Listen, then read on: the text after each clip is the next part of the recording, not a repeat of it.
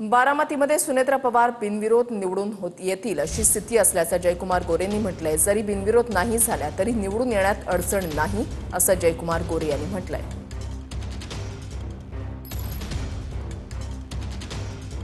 साधारण संकेत आपल्याकडे असतात की एखाद्या नेत्याच्या निधनानंतर होणारी निवडणूक ही बिनविरोध व्हावी, आमची मनापासूनची भावना आहे। मला खात्री आहे की सुनेत्राबाईंनी बिनविरोध होतील अशा पद्धतीची परिस्थिती आज दिसते। काँग्रेस पक्षही मला वाटतं याच्यामध्ये सहभागी होईल, ताईंना बिनविरोध निवडून देण्यामध्ये योगदान देईल। शेवटी नाही झालं तरी सुद्धा सुनेत्राताई आमदार होण्यामध्ये कुठली अडचण येण्याचं कारण नाही।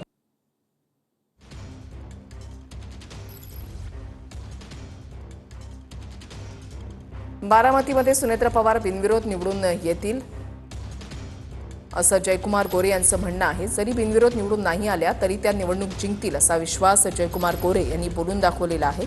एक प्रकारे एक विश्वास जो आहे तो प्रत्येक नेत्याकडून जो आहे तो व्यक्त केला जातोय। भाजप, त्याच्यानंतर अजित पवारांची राष्ट्रवादी, नेत्यांचा हा विश्वास आहे की सुनेत्रा पवार या नक्कीच निवडून येतील। आणि आता भुजबळांनी जसं काही वेळापूर्वी सांगितलं की काँग्रेससोबत बोलणं सुरू आहे, प्रयत्न जो आहे तो सुरू आहे ही निवडणूक बिनविरोध करण्याची।